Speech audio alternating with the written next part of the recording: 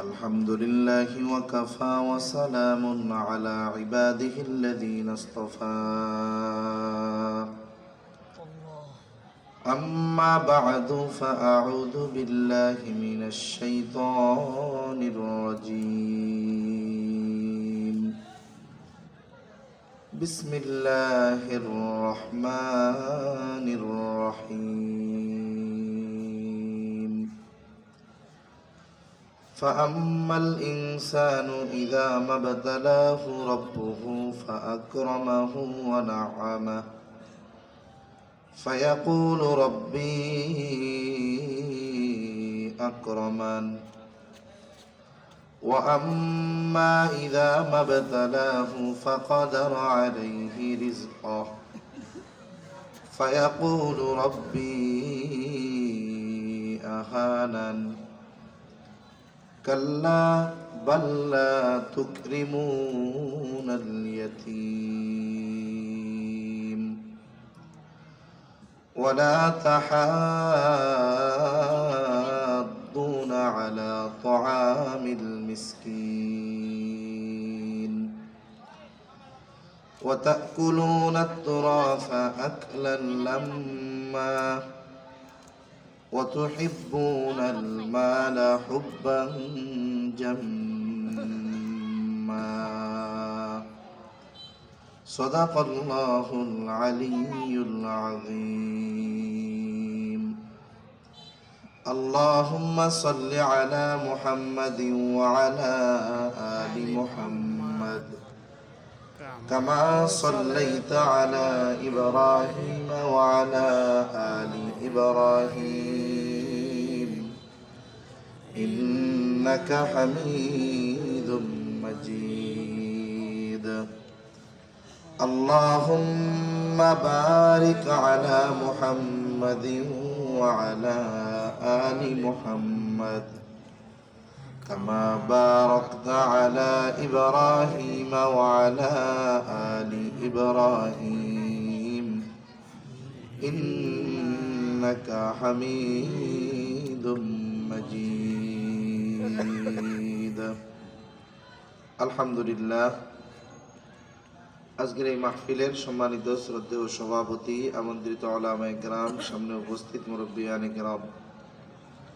সমবয়সী যুবক বন্ধু, স্নেহের ছোট ভাই, মাইকের আওয়াজ যত দূরে যায় নিজ নিজ স্থানে অবস্থানরতা সম্মানিতা শ্রদ্ধা মা ও বোন, আল্লাহ রাব্বুল আলামিনের দরবারে অগণিত শুকর যে মহান মালিক আমাদের হায়াতে বরকত দিয়ে সুস্থ রেখে হাজারো মানুষের মধ্য থেকে যাচাই বাছাই করে হাদিসের ভাষায় এ জান্নাতের বাগানে আসার, বসার, কিছু কথা বলবার এবং শ্রবণ করবার তৌফিক যে মহান মানিব দান করেছেন, সে মহান মানিবকে খুশি করার জন্য মহাব্বতের সাথে জবান খুলে অন্তর থেকে আমরা একবার কালিমাতুশ শুকর পাঠ করি, আলহামদুলিল্লাহ। আলহামদুলিল্লাহ।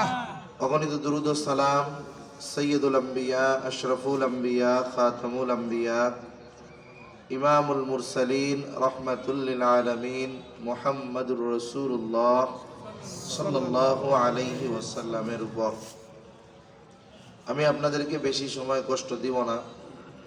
আসলে আমি ওয়াদাবদ্ধ ছিলাম পৌনে নয়টা পর্যন্ত থাকার।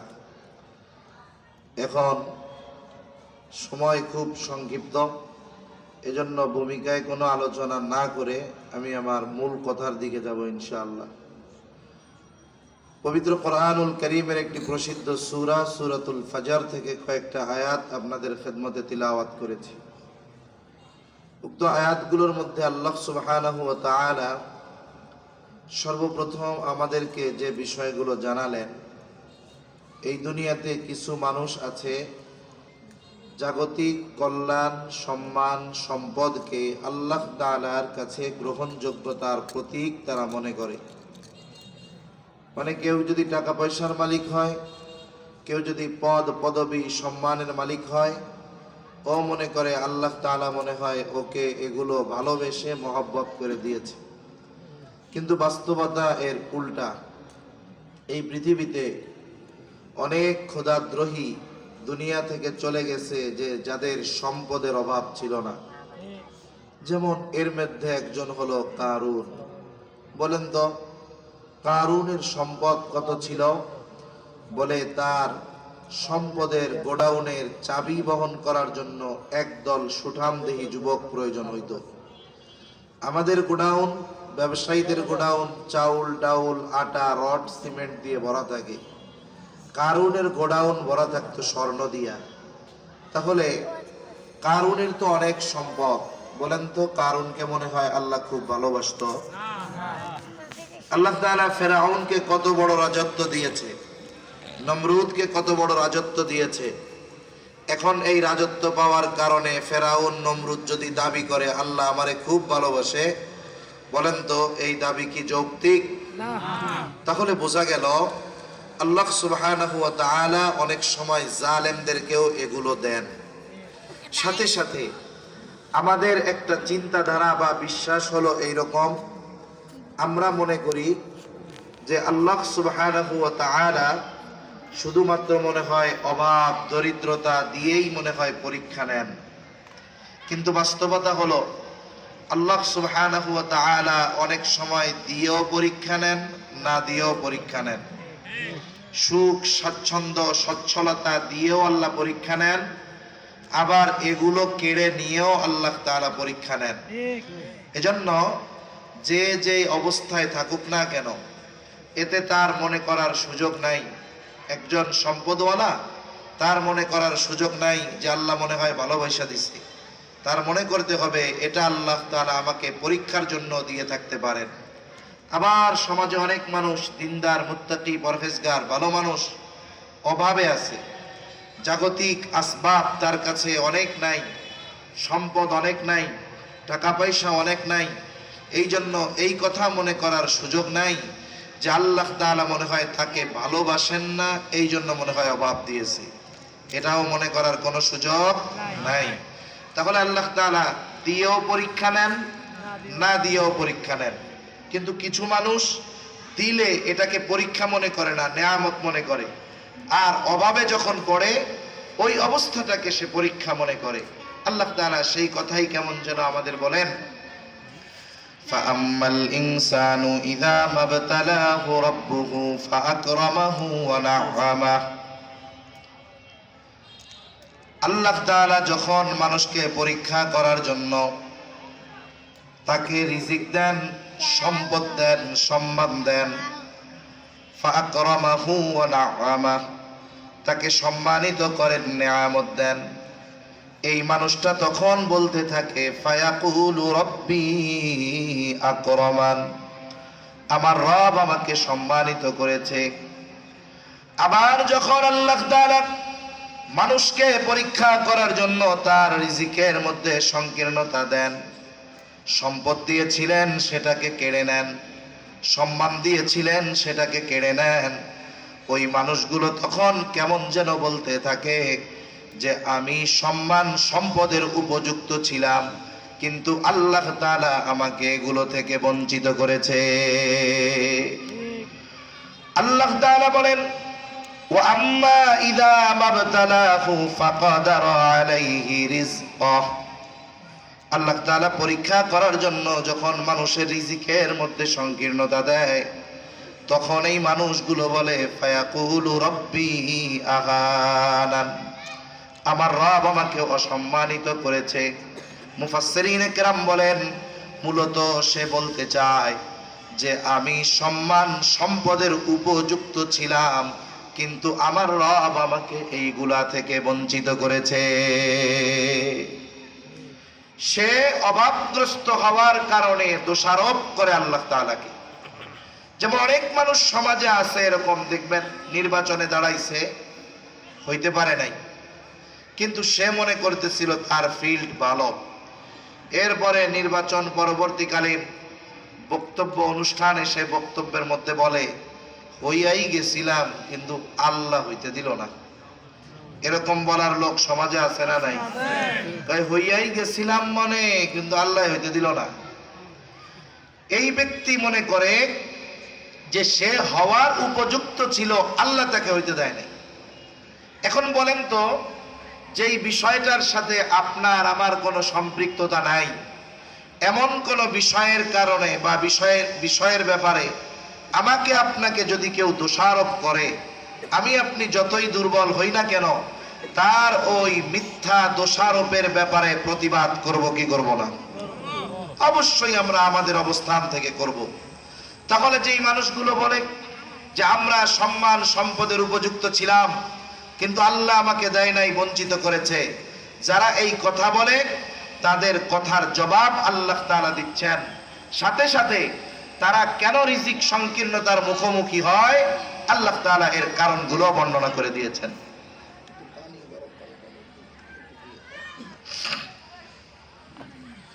তারা কি বলে যে আমি সম্মান সম্পদের উপযুক্ত ছিলাম কিন্তু আমার রব আমারে দেয় নাই। আল্লাহ তাআলা তাদের এই কথার জবাবে প্রথমে বলেন কাল্লা, কখনোই নয়, কারণ তোমরা যেই দাবি করতেছো, যেই কথা বলতেছো, এমনটা কখনোই নয়। এরপর আল্লাহ রাব্বুল আলামিন রিজিক সংকীর্ণতার কিছু কারণ বর্ণনা করেন।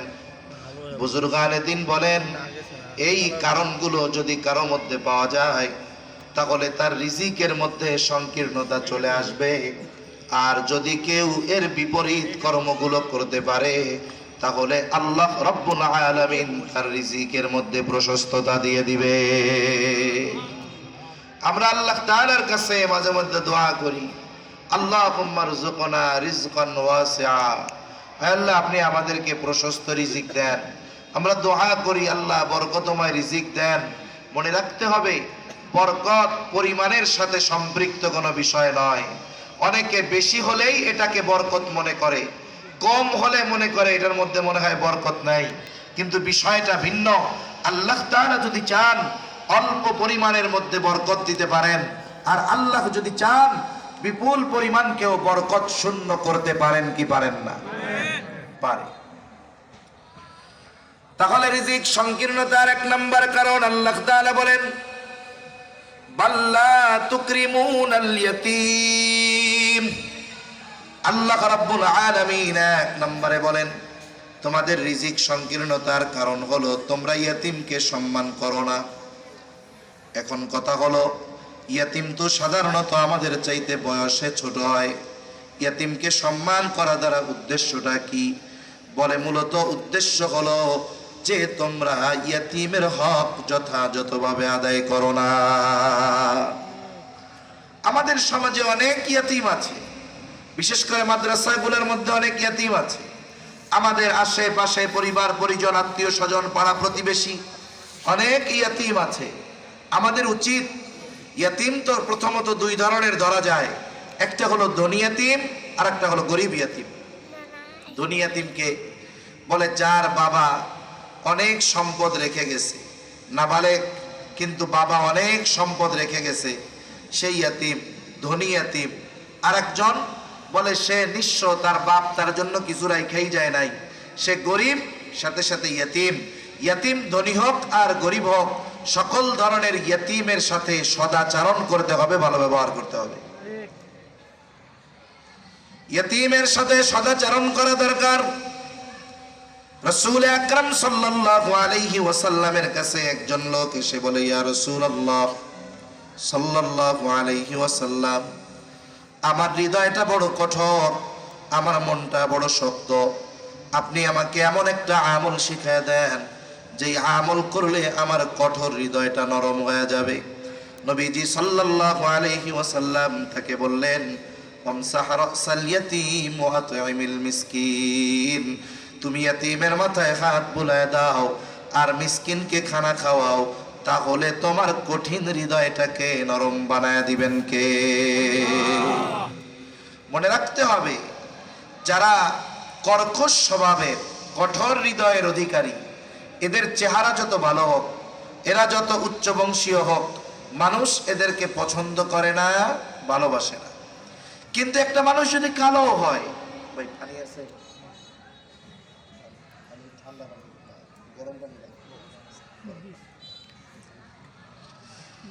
তাহলে একটা মানুষ যদি কালো হয় কিন্তু তার দিল যদি নরম হয়, তাহলে ওই মানুষটাকে মানুষ ভালোবাসে, মোহাব্বত করে, পছন্দ করে। ঠিক কিনা বলেন? দেখেন আমার আপনার নবী নবুয়ত প্রাপ্তির পর নবীর কাছে বেশি ঘেষত কারা? বলে যারা গরিব অসহায় তারা। অথচ নবীর কাছে টাকা পয়সা ছিল না। বিশেষ করে মক্কি জিন্দেগিতে নবীজি কাউকে টাকা পয়সা দিয়ে সাহায্য করতে পারেন নাই। এরপরেও মানুষেরা নবীজির কাছে আসতো কেন? বলে আল্লাহ তাআলা দয়া করে নবীজির দিলটারে নরম বানায়া দিয়েছিলেন। এই জন্য মানুষেরা নবীজির আশেপাশে আসতো বেশি, নবীজির কাছে বসতো বেশি, নবীজির কাছে থাকতো বেশি।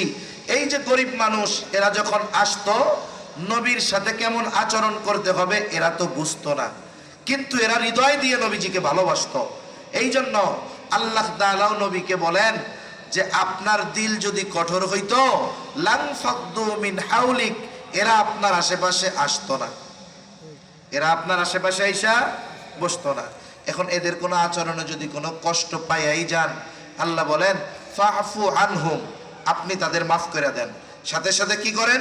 ওয়াস্তাগফির লাহুম, ওদের জন্য আল্লাহ তাআলার কাছেও আপনি মাফ চান। তাহলে তাদের মাফও করে দেন, তাদের জন্য আবার আল্লাহ তাআলার কাছে মাফও চান।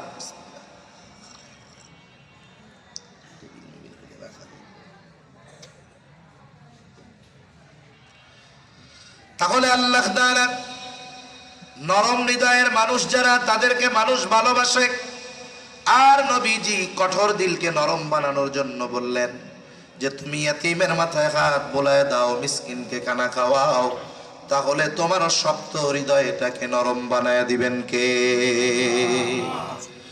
এজন্য ইয়াতীমের মাথায় আমরা হাত বুলাবো। ইয়াতীমের প্রধান হক হলো তার সাথে ভালো আচরণ করা, সে ধনী ইয়াতীম হোক আর গরিব ইয়াতীম হোক।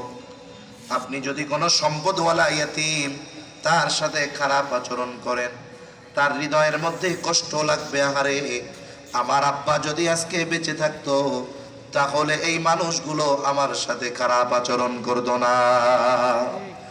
আর যে গরিব ইয়াতীম, যার সম্পদ নাই, টাকা পয়সা নাই, তার সাথে যদি আমরা খারাপ আচরণ করি, ও দুইটা কারণ সামনে আনবে।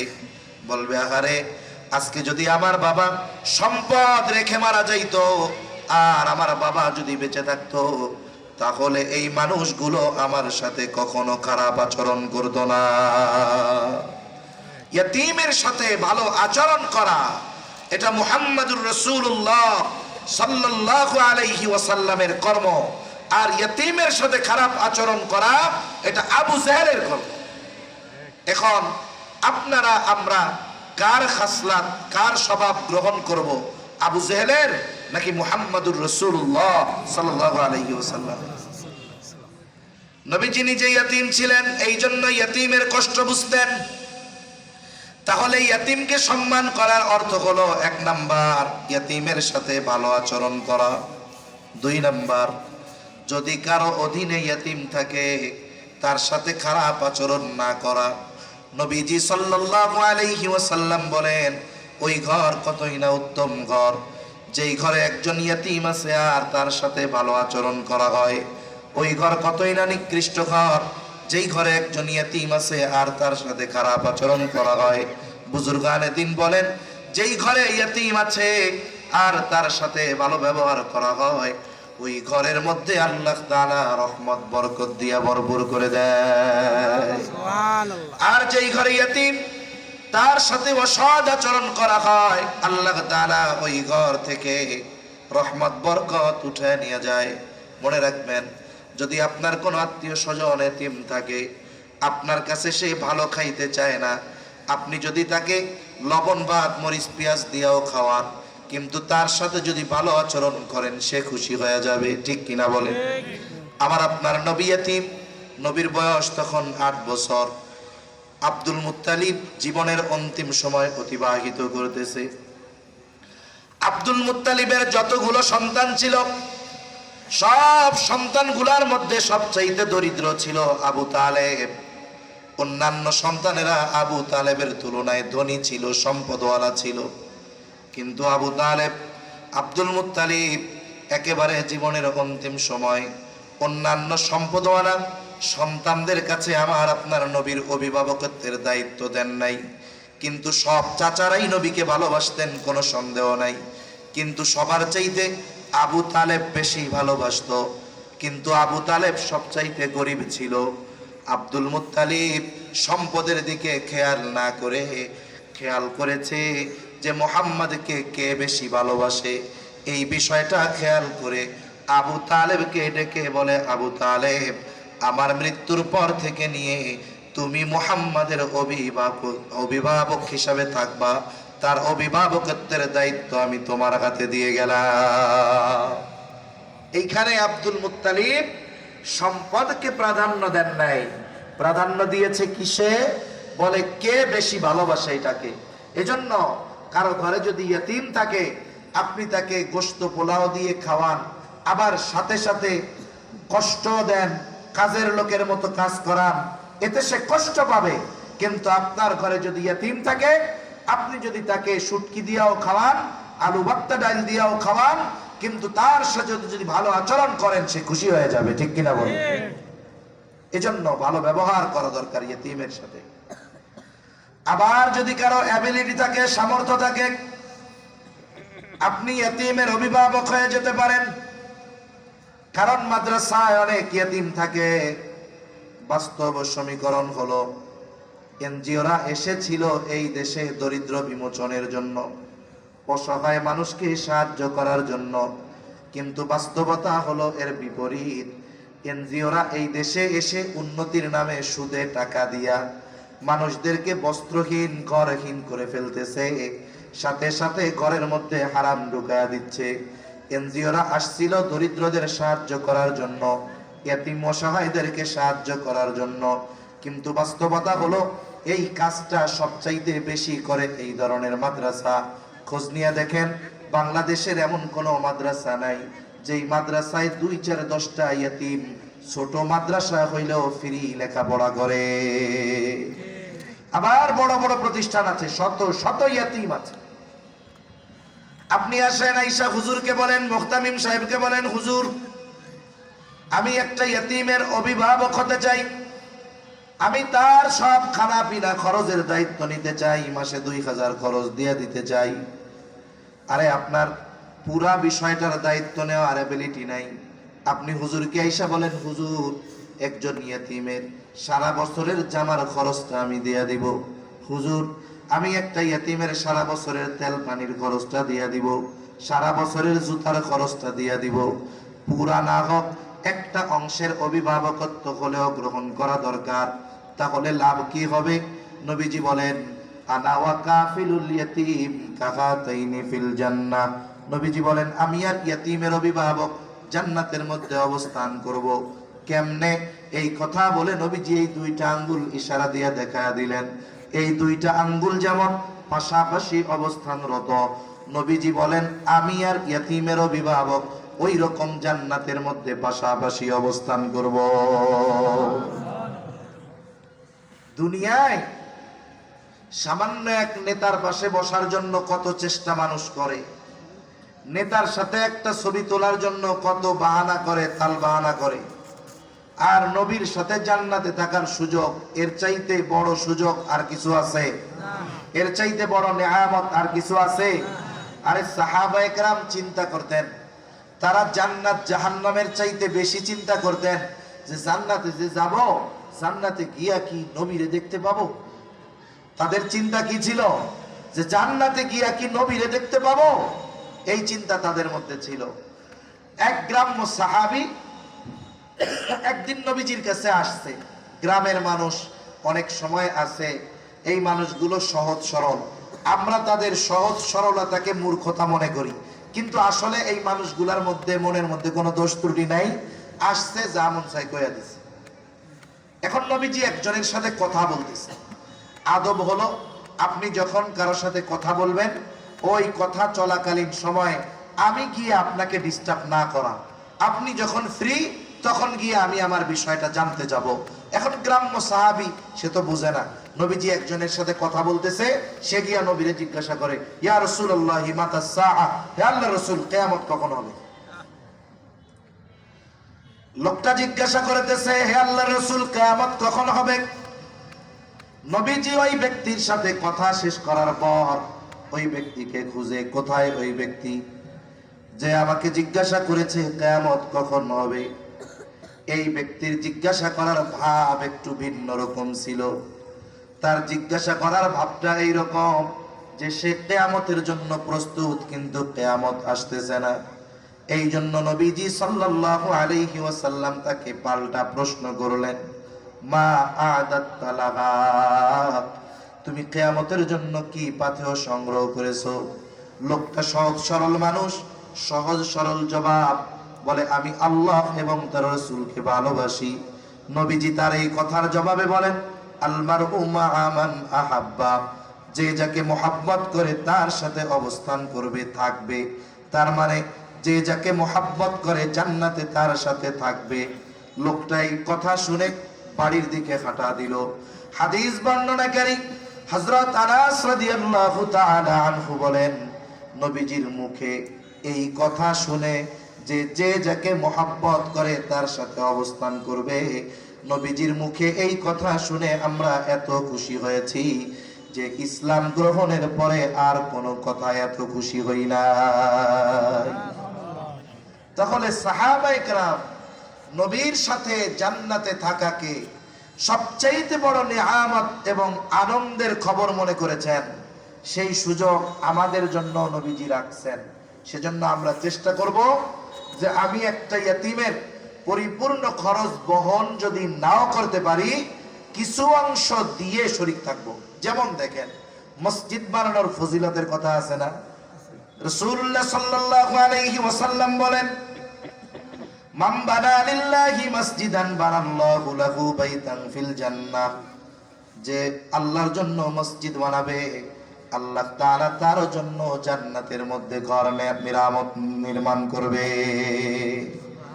এখন এই ফজিলত শুনে যদি প্রত্যেকেই একটা মসজিদ বানানো শুরু করে, তাইলে তো সে ইমাম মুয়াজ্জিন খুঁজে পাওয়া যাবে না।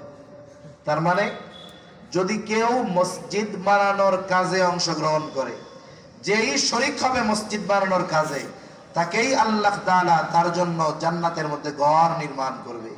এখন একজনের অ্যাবিলিটি নাই পুরাপুরি একজন ইয়তিমের খরচ চালানো, সে যতটুকু সামর্থ্য আছে ততটুকুর বিষয়ে ইয়তিমের অভিভাবকত্বের দায়িত্ব যদি গ্রহণ করে, আল্লাহ তাআলা যদি চায় তাহলে তাকে পরিপূর্ণ ফজিলত প্রদান করতে পারেন কি পারেন না? এজন্য আমরা যদি সম্ভব হয় আমরা চেষ্টা করব ইয়তিমের কোনো একটা বিষয়ের দায়িত্ব নিয়ে কমপক্ষে ওই বিষয়ের ক্ষেত্রে অভিভাবক হয়ে যাওয়া। তাহলে কি হবে? বলে জান্নাতে নবীর সাথে থাকার সৌভাগ্য নসিব হয়ে যাবে। আরেকটা বিষয়ে সর্বোচ্চ সতর্ক থাকব, আমার আপনার দ্বারা যেন ইয়তিমের সম্পদ কখনো বক্ষণ না হয়ে যায়। সাধারণভাবে অন্য কারো সম্পদ বক্ষণ করা খারাপ। আল্লাহ তাআলা বলেন, ওয়ালা তাকুলু আমওয়ালাকুম বাইনাকুম বিল বাতিল, তোমরা অন্যায়ভাবে কারো সম্পদ বক্ষণ করো না। এই যে দুনিয়ার মধ্যে দেখেন, মানুষ মানুষের সাথে জমির আইল নিয়ে ঠেলাঠেলি, সীমানা নিয়ে ঠেলাঠেলি, অনেকে যাই না বুঝা অপরেরটা জোর কইরা খায়, আছে না নাই? কত বড় শাস্তি! নবী বলেন, কেউ যদি দুনিয়ায় কারো সম্পদ 1 বিঘত পরিমাণ অন্যায়ভাবে ভক্ষণ করে, আল্লাহর নবী বলেন কিয়ামতের দিন ওই ব্যক্তির গলায় 7 তবক জমিন পেঁচায় দেওয়া হবে। মানুষেরা বুঝতে পারবে যে এই ব্যক্তি দুনিয়ায় অন্যায়ভাবে অন্যের সম্পদ ভক্ষণ করত। সাধারণভাবে সম্পদ ভক্ষণ করা বড় অন্যায় কাজ। আর ইয়তিমের সম্পদের ব্যাপারে আল্লাহ তাআলা ইয়তিমের সম্পদকে আগুন বলে অভিহিত করেছেন। এই জন্য আল্লাহ তাআলা কোরআনুল কারীমের মধ্যে বলেন, ইন্নাল্লাযীনা ইয়াকুলুনা আমওয়ালাল ইয়াতামা যুলমা ইন্নামা ইয়াকুলুনা ফি বুতুনিহিম নারা ওয়া সায়াসলাউনা